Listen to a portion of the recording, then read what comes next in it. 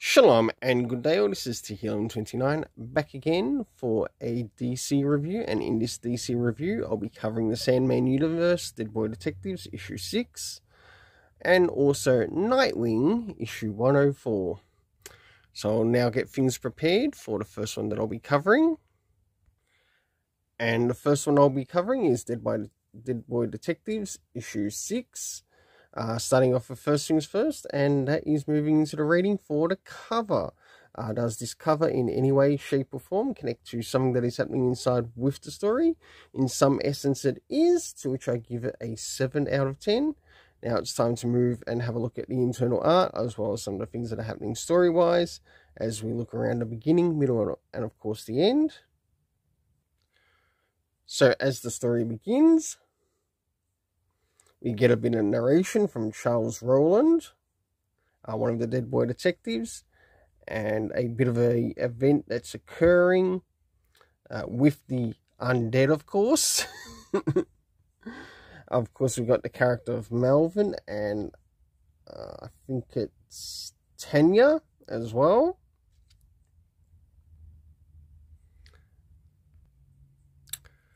As we start to move towards the middle of the story, we do have the Dead Boy detectives helping a character to move on. And we have Edwin Payne as well. We end up meeting along the way Talassi. We also get Timmy and Phil Plua, as well as Madison Flynn. But that's seen towards the end. And as we move towards the end of the story, things here don't feel as if they're, well, finished, even though it is a 6-issue story. So for the internal art, I gave it a 7.5 out of 10, as I did quite enjoy some of the art here. Moving into the next thing, that is the area of the story. So first things first, did we get any comic references? To which we really didn't. Next was the area of time. No, we didn't. Locations. Well, location names brought up were Colorado and Calcutta. And that was linking to some Thai, well, some spirits connected to Thailand that were also having an effect in the universe. The cast of characters consisting of Charles Rowland, Melvin, Tanya, Edwin Payne, Talassi, Timmy, Phil Plua, and Madison Flynn. For the overall story rating, I gave it a 7 out of 10. Now it's time to move into Nightwing issue 104. So as we jump in the Nightwing issue 104, this happens to have 2 stories, to which I did rate. Do have a rating for both stories, not so much for the art. I'm rating the art as a whole, so the first issue plus the backstory. So jumping in the first things first, does this cover in any way, shape or form connect to something that happens inside of the story? Sure enough it does, to which I give a 7 out of 10. I'll now move towards showing some of the art for the first story as well as the second story, both around the beginning, middle and end. So as the story begins, we have Nightwing, who has powers given to him by Neron, and there's a number of things that are actually occurring in the story, as well as things that are happening on Themyscira, to which Neron is trying to, in a way, try to get a hold of one of the key characters that are in this. And of course, with the characters that are flooding the story, being the Titans, we have Nightwing basically losing all autonomy to his actual run. So as we start to jump towards the middle of the story, he catches up with some of the heroes connected to the Justice League, as well as drops into Thailand. We move towards the end, and I swear this story has a Mary Sue complex. It's the only way to put it. Now, as we start to move towards the end of the first story, it feels like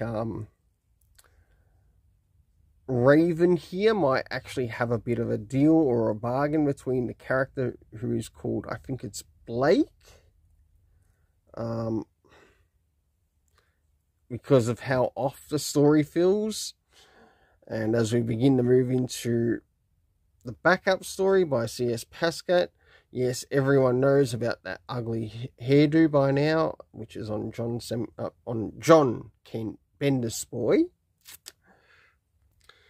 We get to see a little bit more that's happening with the story.